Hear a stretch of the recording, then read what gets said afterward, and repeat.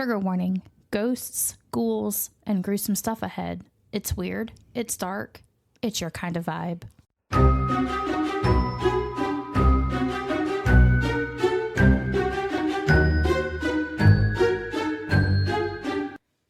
Welcome to Haunted and Homicidal, the podcast where true crime meets the paranormal. I'm Lauren. And I'm Courtney. Every week we uncover the terrifying, the twisted, and the totally unexplainable. Lock your doors and grab your sage. Because things are about to get haunted and homicidal. Mischa ASMR.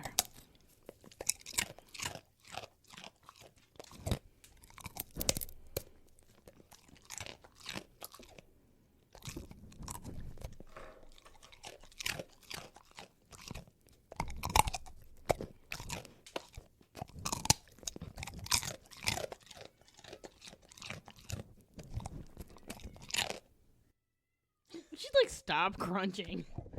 She stopped crunching because she could hear London outside. She was like, you didn't even see the look on her face. The look on her face was even better than her just immediately pausing between crunches. Hey guys. What's up? We're having some technical difficulties again today. I don't understand what's happening. We think we would have this situated by now because we have been doing this for 22 weeks. We are on our 44th episode today. Woo, woo. But apparently we still suck at figuring this out. Not sorry about it. So today, after much harassment, Wayne and complaint, we are finally going to finish out the Jerry Brudos episode. This is going to be part 3. It is going to be the shortest of the 3 episodes because we're almost done. Thankfully. This is the last part. Yeah, this is the last part. We're almost done. So we're just going to cover like the arrest and the sentencing and kind of like the investigation portion and what other crazy ass shit that happened during this entire case because it is pretty crazy. So he can't harass us after this episode because it's the last part, Wayne. Yeah. No more parts. No more parts. This is the end. All right. So we're just going to go ahead and get into it. So where we left, Blah, blah, blah. we didn't laugh because none of this is funny. Hell no. So where we left off last time, they started the search of his garage where they found the body parts that were encased in, the whatever it's called. I don't remember what it's called now. Barrel, those, The epoxy. They were coated in the epoxy. The fact that he left it on the fucking mantle. In his home. I'm guessing in the home. Like, where the fireplaces would be in the home. I wouldn't think it was in the garage, but yeah. So they found... Like, how does his wife not notice I fucking boob? I mean, if it was mantle. if it was like upside down and the nipple part was facing down, like it would look like a bowl, I would question it. Uh-huh. I mean, but there's a lot about her that I just... She probably said something's fuck it, fishy, I don't care. But Very fishy. I don't know. Why I don't know all these girls in your stories make my eye twitch. I don't know what was going on in her head, or if she just chose not to see it. Just decided to be ignorant to what was going on around her, based on the fact that she just hated him. Dumbass. I would kind of be concerned about what was going on in and around my house, just because I lived there and I didn't want to get dragged into anything. And it's but like you got 2 fucking kids. Like, I would be concerned about the kids. Like, I would be like, I don't trust this. And mother-in-law. His mother-in-law, or his mom, I think, and her mom would visit or live there or something like that. And it was just, there's so many people, and it just didn't really make a whole lot of sense. So, by May 29th of 1969, investigators had amassed sufficient evidence relating to the attempted abduction of Gloria Smith, which again was that 15-year-old that we talked about the last episode, who he grabbed her up by her jacket. And the first opportunity she had when she saw somebody, she ran for help. She was the only smart one. Yeah. So that was that 15-year-old that did that. So thanks to her, he was under surveillance. And then because of that, they had enough to arrest him finally for that offense. But then, of course, at that time, they started kind of piecing these murders together, these disappearances, all these women, the bodies that were washing up in the river. So because of that incident, everything was starting to kind of come together and also come to an end because he wasn't able to be out and do what he did anymore. So he was discovered by Oregon State troopers hiding beneath a blanket in the rear of the family station wagon as his wife drove the vehicle toward Portland. What? So dumbass. the police were looking for him, and he convinced her to load up, him hide, and she drive. Like, how does she not out of town? No. My question would have been why? Like, why? Do you need to? Why are you hiding? Why are the police after you? What is going on? I'm a ride or die, but I'm also going to have questions. Okay? So the following evening, Brudos placed a phone call to his wife asking her to destroy further incriminating evidence, although his wife refused the request, thankfully. But yet she drove his at bitch, dumbass. Yeah, I think at that time she just maybe thought it was not what it was. It just was like a different kind of offense that he was trying to elude for, maybe money laundering. Or he probably said, hey, I need a nap, you drive, and I'm going to sleep in the back. Maybe. But I think she knew something was going on because the police were involved. But I don't think she realized it was this. Like, she probably thought it was just some kind of criminal offense, but maybe not like to this extreme. So, following his second arrest, Brudo was extensively questioned with regards to developments pertaining to the discoveries within his garage and his connection to the missing and murdered young women, those of whom investigators had positively identified as Whitney, Sprinker, and Saley. Those were the three that they pulled out of the river that the fishermen found. He initially denied any involvement with any of those cases, dismissing the evidence as circumstantial for several days before gradually divulging his erotic fetishes and outlining how deeply ingrained they had become and had subsequently severely impacted his daily life. So, at this point, Brudos is like, okay, you caught me. I'm going to confess. Yeah. I'm going to tell you guys everything you want to know. And his confessions are chilling. He has no remorse. Of course not. No, he has no conscience, no nothing. You know, last episode we talked about how he told the police during the investigation about the pictures, if I didn't take pictures of them, they wouldn't exist. Exactly. So they were just things to him. They were not people. They were not human. They were not anything. So by early June, he had provided investigators with a full confession to all 4 murders, which he subsequently outlined for police and later psychologists. He began by outlining the opportunistic murder of Linda Slauson, who was the first killed, the young girl who was selling the Encyclopedia Britannicas. At that time, he was not able to remember what her name was. Of course not. Yeah. He doesn't care. Again, he doesn't care. These are not people to him. They are things. He wanted their feet. Yeah.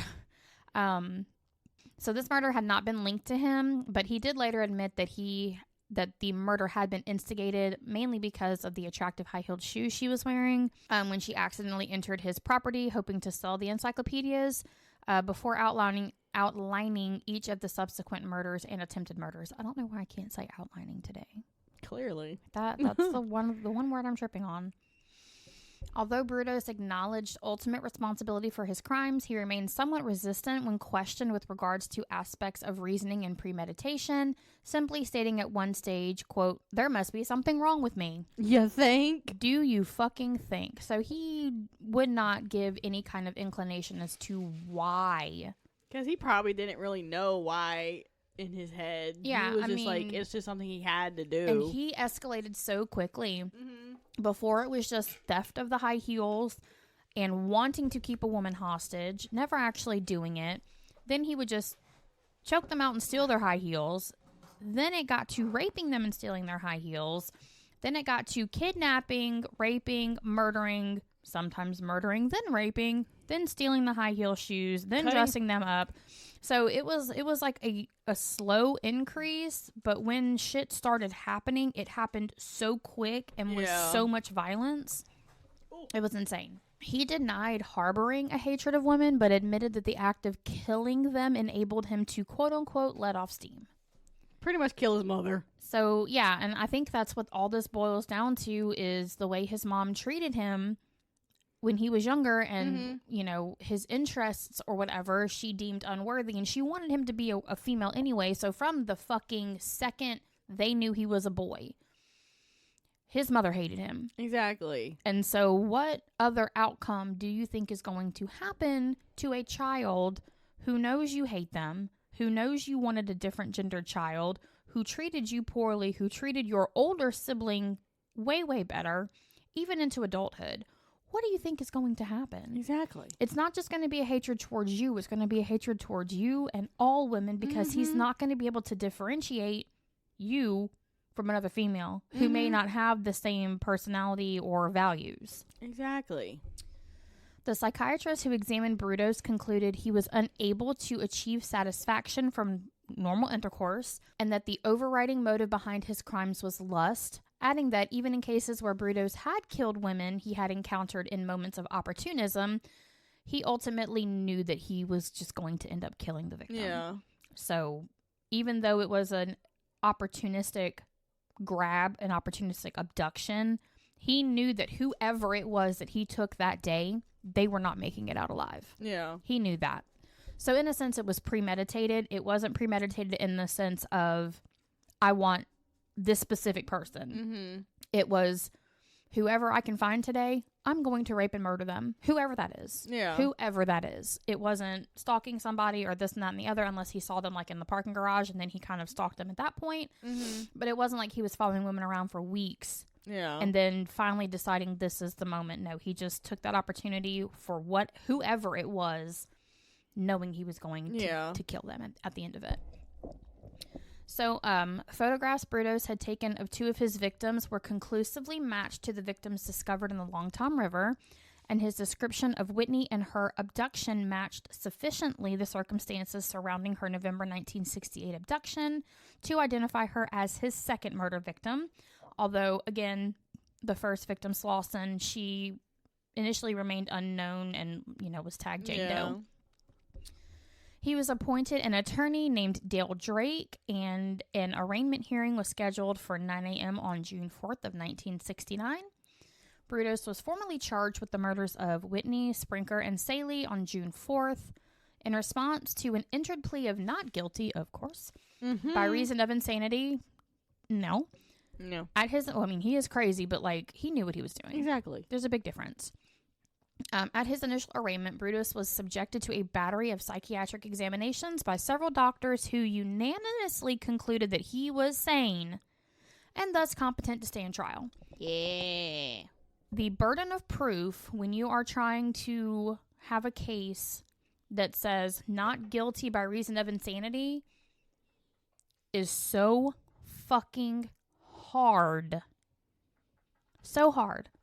Because it is so hard for a psychiatrist to determine whether or not that person, when acting upon that instinct at that time, knew what the consequences were. Like with the Slender Man murders, right? Or the Slender Man stabbing. Those were children.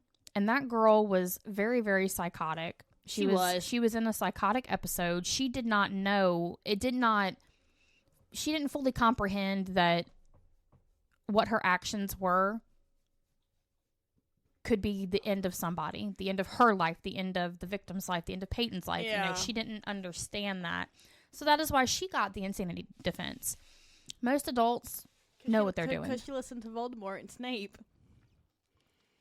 We're going to leave Snape out of this. We do not talk about Alan Rickman like that, okay? I know, but we don't. She's the one that says she listens to Snape. She's going to get fucked up and smacked up. I mean, she's back in jail now, probably. I haven't even looked up to see what happened to her yet, but yeah. As such, Brudos was informed his trial was to be held on June 30th. So the judge was like, yeah, no, you're not crazy. The psychiatrists, psychologists, everybody said you're not crazy. You can stand trial. You're going to get what you get, and you're not going to throw a fit. On June 27, 1969, which was just 3 days before his trial was scheduled to commence, Brudos formally entered a plea of guilty to 3 counts of first-degree murder before Marion County Circuit Court Judge Val D. Sloper. He was sentenced to 3 consecutive terms of life imprisonment with the possibility of parole to be served in Oregon State Penitentiary. No parole. Parole. Basically, what happened was his attorney told him take the fucking plea deal. Mm-hmm. Because this is just going to be a life imprisonment. It's not going to be the death penalty. If you go to trial in front of a jury of your peers, they are going to give you the death penalty. Yes. Take the deal. So he thought on it 3 days before his trial date, before he was going to get that death penalty sentence. Yeah. He said, okay, I'll take the plea deal. I'll just go to jail. Fucker. And again, he was sentenced to 3 consecutive terms of life imprisonment. So, of course, he appealed. Of course. It is their right to do so. So, he appealed several times. His first appeal was September 22nd of 1970. He challenged the consecutive life sentences with validity of guilty pleas. The court ruling, the Oregon Supreme Court affirmed all convictions and sentences. Nope. Let me rephrase that. Okay. The way I said it was wrong. The Oregon Supreme Court affirmed all convictions and sentences. So they basically said, we're not finding fault with anything. Yeah. Your convictions and the sentence stand, period. The court ruled that multiple life sentences could run consecutively. They referenced State versus Andrews from 1970. I didn't look that up, but basically when they reference a prior case, it's about that situation. So in that case, they made it so life sentences could run consecutively. So he couldn't do one life sentence and then get out of jail and then start another life sentence. No, they run consecutively. So, under ORS, which was Oregon Supreme Law, 138.050, only sentencing questions could be appealed after a guilty plea. Issues about the plea itself had to be raised separately. So, they were saying he could appeal after he made the guilty plea. However, if there were issues about his plea, if it were coerced, if it were forced, it had to be a separate issue. Yeah. They had to do it separately. So this was because Brudos tried to undo his own guilty plea, but the appeal was limited to whether his punishment was excessive. The court found no error. He wasn't appealing innocence. He was testing his control.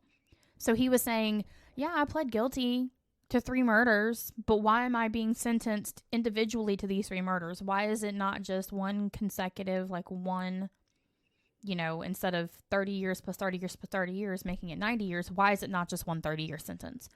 That's what he was appealing. He did not want it to run consecutively. He wanted it to be bundled into one nice little package where he only had to serve 30 years. Nah, bitch, you murdered 3 people. Right. You get 30 years for each fucking person. I don't know how many years he actually got. I was just using that as a reference. But basically, he was saying, if you bundled it, I could be out by the time I'm 70.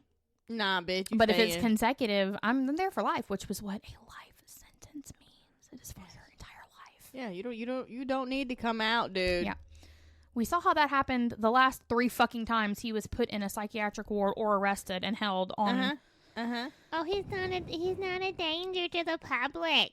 Bitch, look what happened now. Not a problem with police officers. It's a problem with detectives.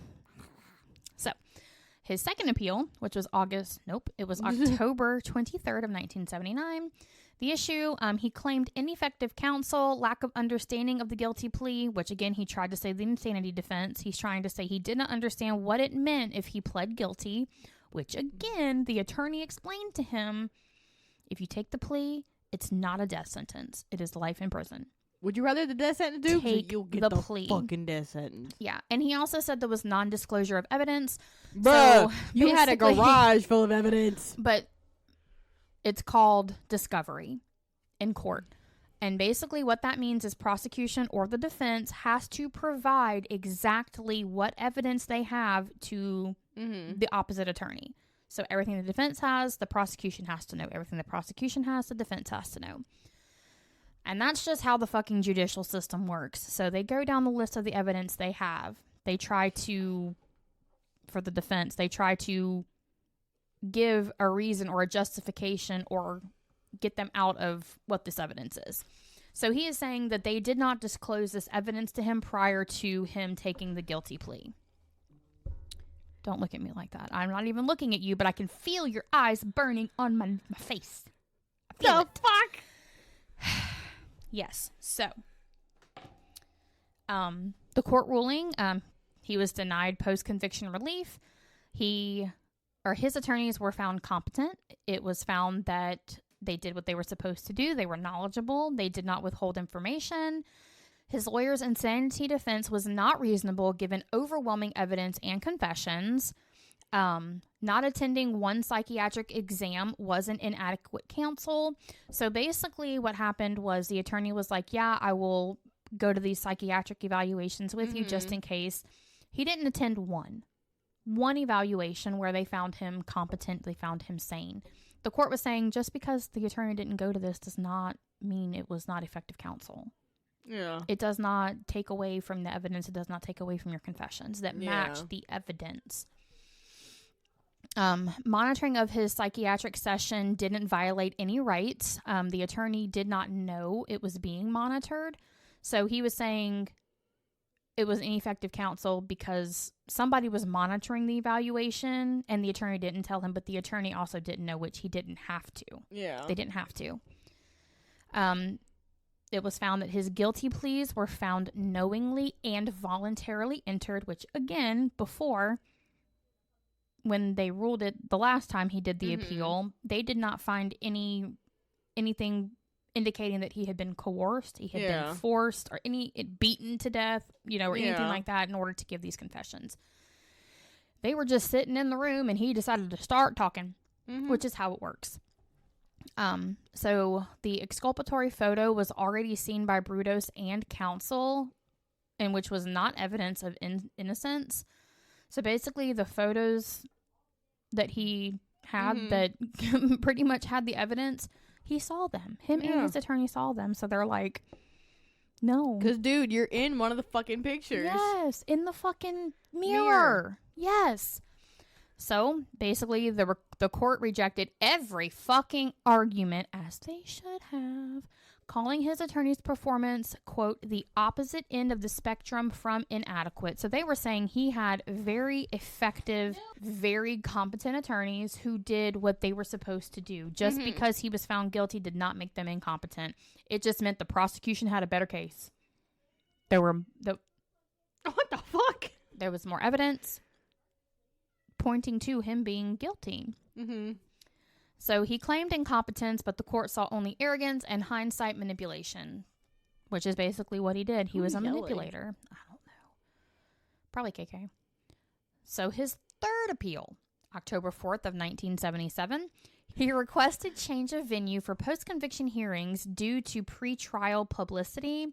So before the trial, this was like so public. Yeah. So public. So he requested a change of venue, which a lot of the time they already do that. Like when Officer McKeithen was murdered in May several years ago, even though the court case still has not gone to court yet. It's been like 5 years. It has not gone to court yet. When they do have court, it's going to be in North Mississippi. Because there are too many people down here on the coast that are linked to him and Officer McKeithen that they feel like they probably would not get an unbiased jury. Yeah. And that is the goal of jury selection, is an unbiased jury, which is why they usually do a change of venue. So the motion was denied. Okay. Post-conviction cases are judge decided, not jury trial, so publicity was irrelevant. Okay. So this wasn't even an objection to the initial court case, the court trial happening, because he didn't get a trial because he pled guilty. He pled it out. This was any kind of hearing.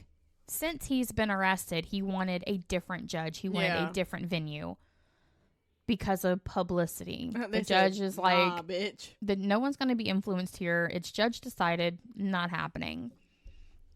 So now the ORS 138.560, which is another of like the statutory laws from the state, did not authorize venue change. The judge found security concerns more compelling. So they didn't authorize the change of venue, but the judge was kind of like, high profile case, you know, there may be some concerns about security, but it didn't make a difference.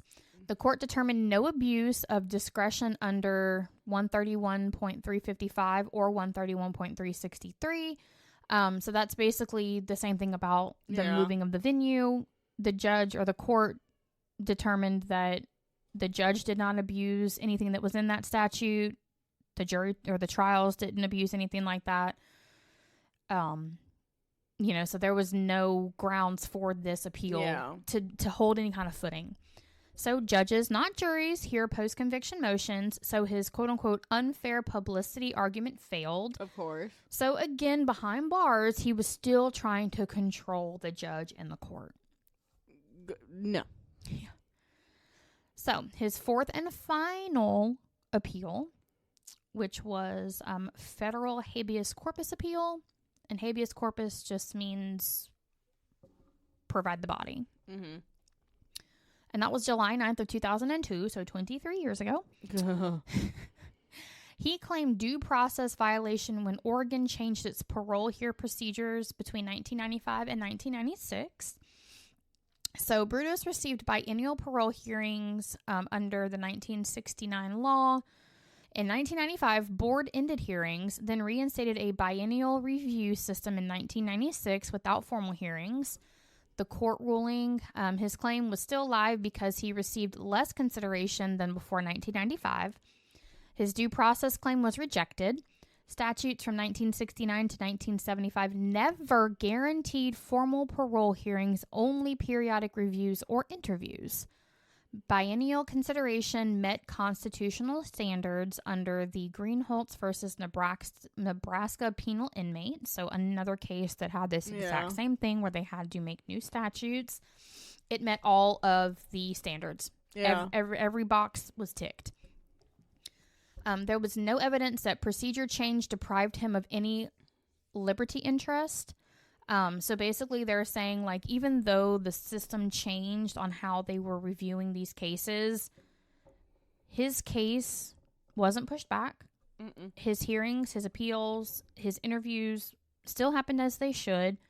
And that program change did not stop him from having these interviews, right? Yeah. He still had them. So basically he was saying, well, these program things, maybe I could have gotten out. Maybe I could have had a different... Bitch, we ain't letting you out. Yeah. So he was in jail. He was trying to do everything he could do. He was grasping at straws, and he was making issues where there were no issues to be found. So he argued parole changes robbed him of his rights, which it didn't, because he is there for life and he still gets his biennial review. Mm-hmm. But the court found that the new system was lawful and constitutional and did not affect him in any way whatsoever. Exactly. So even decades later, he was still trying to control and manipulate. Decades later. This was 2002? Mm-hmm. Yeah, 2002. So across 4 decades, he appealed every 10 years. Mm-hmm. Across 4 decades, every single appeal failed. The courts consistently ruled that 1, his guilty pleas were valid and informed, so he knew what he was doing when he made those statements. Mm-hmm. 2, his attorneys acted competently and strategically, so they did what they were supposed to do and advised their client the way they should have. At this far point, as they should have just fucking done it and gave him the fucking death sentence. Right. Right. Get it done with. But they advised him effectively and knowledgeably for him to make the decision on whether he wanted a jury trial or if he wanted just to go ahead and plea it out. He chose to plea it out. So the publicity did not prejudice judicial fairness because there was no jury selection. Mm-hmm. It was just the judge, and it's based on evidence. What a lot of people don't understand is when you are on a jury or when you're a judge, they give you a set of standards that the case has to meet. Mm-hmm. So if the case meets standard 1, standard 3, but not standard 2 and standard 4, you're not getting a guilty sentence. Yeah.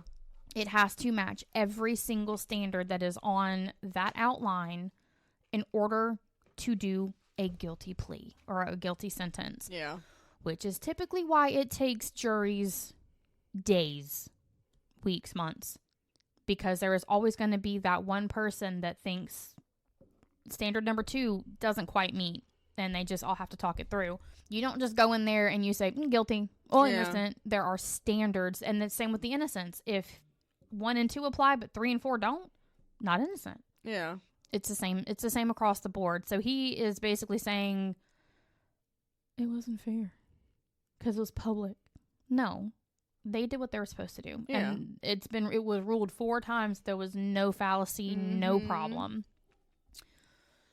Oregon's parole system changes did not violate his due process because he was still interviewed. He still got his biennial review. He was still able to go to his hearings. It did not stop any of that.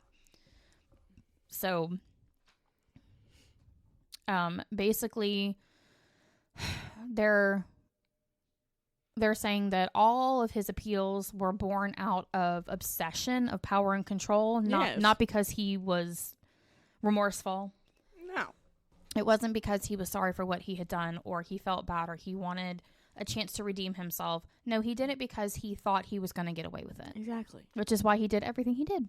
So, now we're going to talk about Ralphie's involvement. If you remember, Ralphine is his wife. Okay. This is why. Because there's no fucking way she didn't fucking know anything. Just wait. Oh, God. This is wild. Okay. Give it to me. You're not going to be happy. God damn it. Yeah, you're not going to be happy. Well, that bubble just got crushed. Thanks for that. Sorry.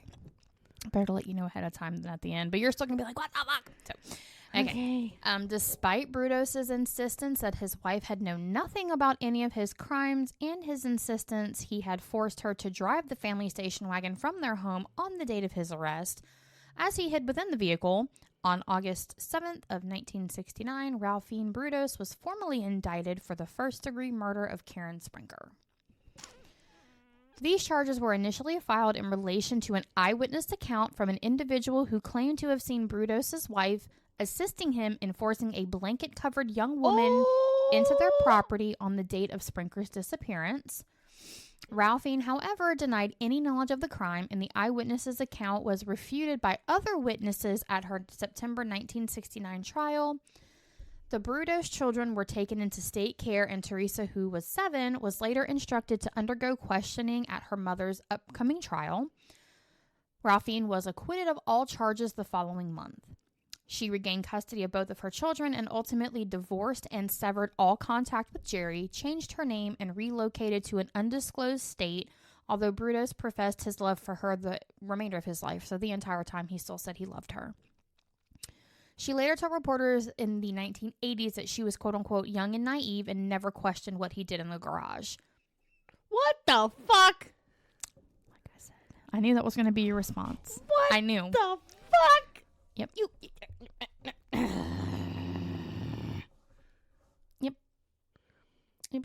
So, she escaped trial, but she didn't escape the haunted past that she would have to live with for the rest of her life. Bitch. So Brudos was never brought to trial for the murder of Linda Slauson, who was the first young lady he murdered, though he had confessed to the murder, and several Polaroid photographs discovered in his garage corroborated his admissions of having photographed her appendages. But he was never tried for her murder due to insufficient real evidence, because although Brudos had retained photographs of her lower legs, ankles, and feet, he had not photographed other areas of her body after her death. As such, the photos could not have been proven to be her, or whether or not they were taken while she was alive or she was dead. Yeah.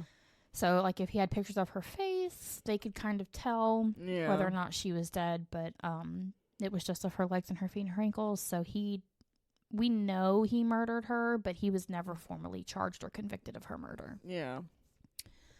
So, in the years following his incarceration, Brudos became a model prisoner. Don't What they the? fucking all? Ugh. Assigned clerical duties by the 1970s, he later utilized his electronics skills to maintain the prison's computer record systems and install... Why did you let him... No. He would be the last. But because he was really smart and good with engineering and electrical stuff, they were like... Go hire a fucking engineer, not him. Why hire them when you can pay this man 3 cents a minute or 3 cents an hour? No. Why? He don't need to do that shit. Just like in Orange is the New Black, they had them fixing the alarm systems, the water sprinkler systems. Yeah. Have you ever seen No. Okay, yeah. So like they have like a work duty where some of them plow the fields, like grow the crops or whatever. A lot of them do like the janitorial work, cleaning up and whatever. And then they had them they were also having them make clothes, but before they started making clothes, they were in this little like enclosed room about this big, and they were fixing alarm clocks. They were fixing lamps. They were doing electrical work. Yeah. So this is not like an uncommon thing in prisons, but he had the skills already, so utilize them, right? I would rather utilize a skill than just have a prisoner just sit there and stare at me all day. I'd be like, you want to fucking fight? Fight you. Knock him out. So again, they utilized his electronic skills to maintain the prison's computer system records and install a cable television network, in addition to being entrusted with stocking, repairing, and maintaining the prison vending machines. So, I mean, like, nothing really that he could, like, get out and, like, escape doing, you know? He wasn't, like, on the side of the road picking up trash or anything like that. Like, he wasn't running. They were just like, fix this, stock this. Yeah. As a convicted sex offender, Brudos is known to have endured several physical assaults by fellow inmates. Good. Although in each instance, he refused to name his assailants, probably because they would do much worse. You're my bitch. So he was hit in the head with a bucket of water. And on January 1st of 1970, he was treated for rectal bleeding that was being classified as being caused by quote-unquote hemorrhoids or quote-unquote other. He was someone's bitch. It was the other. Brudos was also permitted to order mail order catalogs depicting women modeling high-heeled shoes and underwear. What? He used this material to fuel his erotic and masturbatory fantasies in jail. Why did you... No. Why? I'm confused. Why would you let it... No. This was the 70s. I don't know how shit worked then. I don't know how shit works now, but I didn't think you could do stuff like that. Why would you let... No. That's the... No. For a man who murdered women because of their shoes. Like, that would be the last fucking thing I would allow him to have. Exactly. Like, the last thing. So, Brudos attended numerous parole hearings throughout his confinement, which we had 4. Mm-hmm. All declined. Mm-hmm. Family members of his victims consistently attended the hearings to request that he remain incarcerated for the duration of his life. So that's one of the things about the appeals process and the hearings. In a situation like this, the victims' families are notified. Mm-hmm. They're notified of when the hearing is. They're notified of what the hearing is about.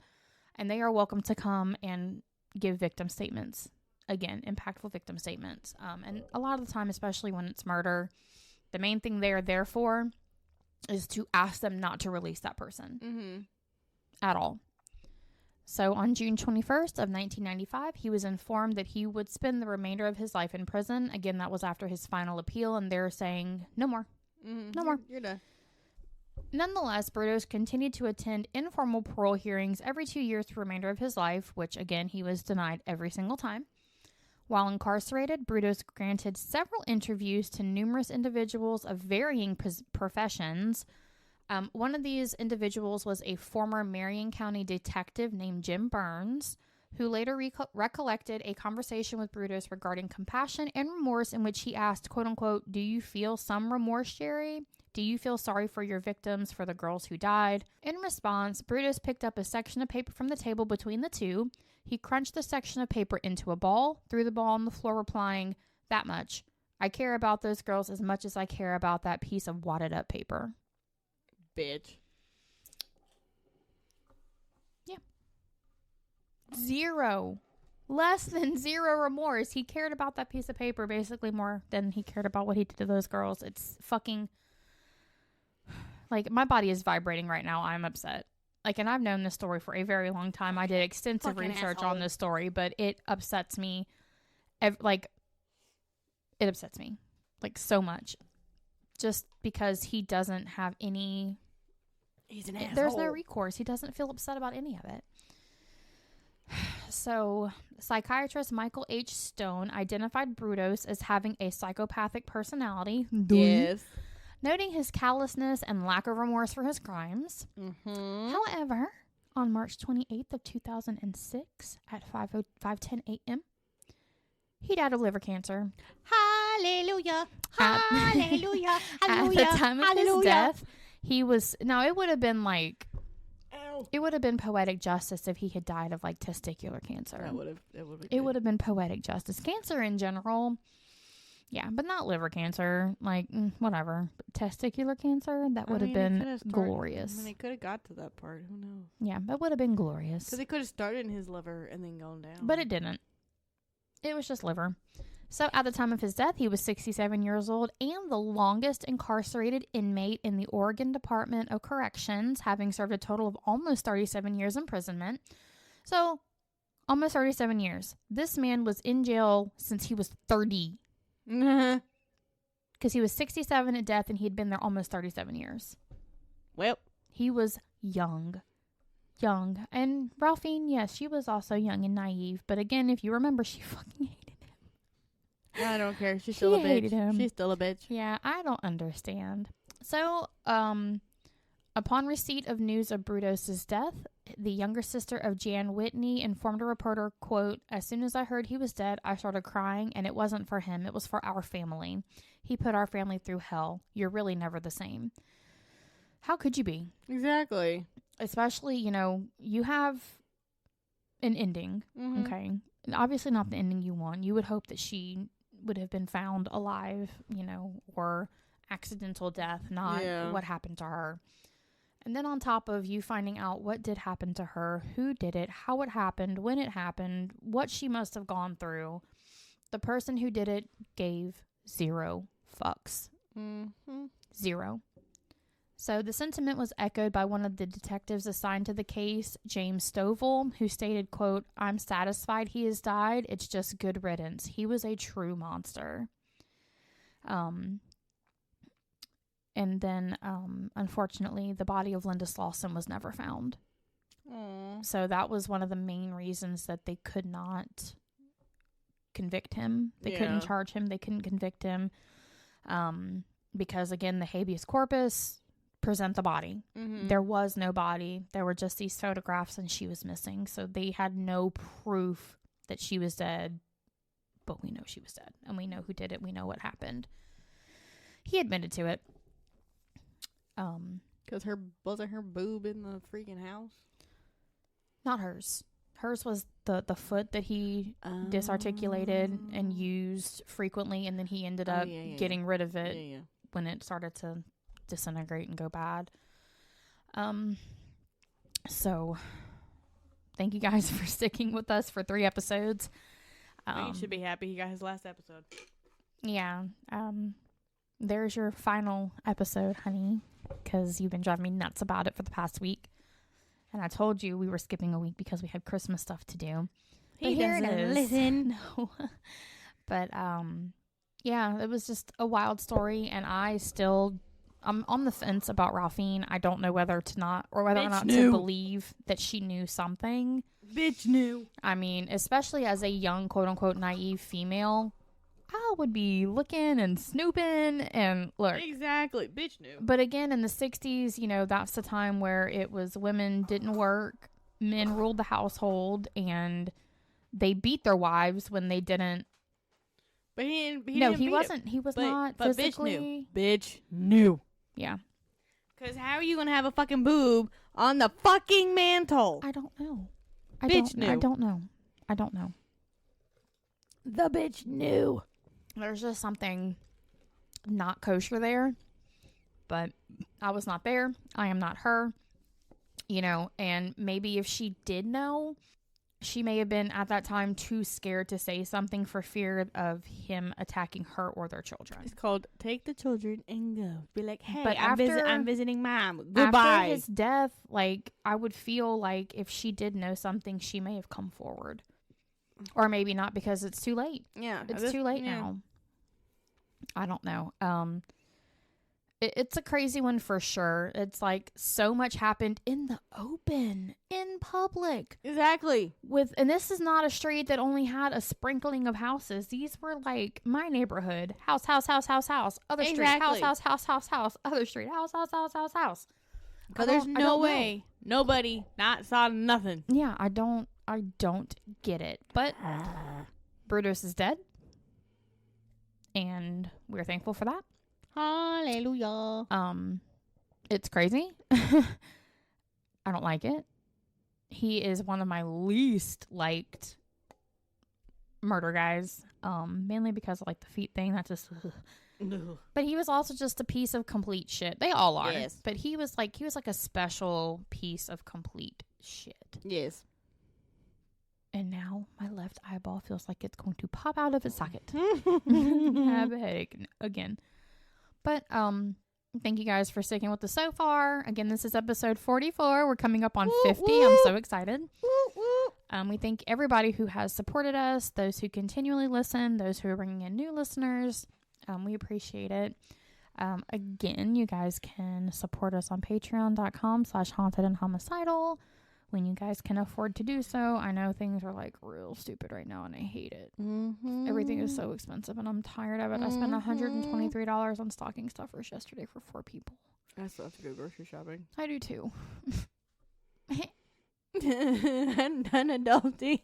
I'm so over it. I need to find a sugar daddy who doesn't want sugar, who I just be like, hey, how are you? I'm good. Here's $10,000. Yes. Like, bruh. I need the same thing. They don't exist. They don't. But see, you could give the sugar. I couldn't give the sugar.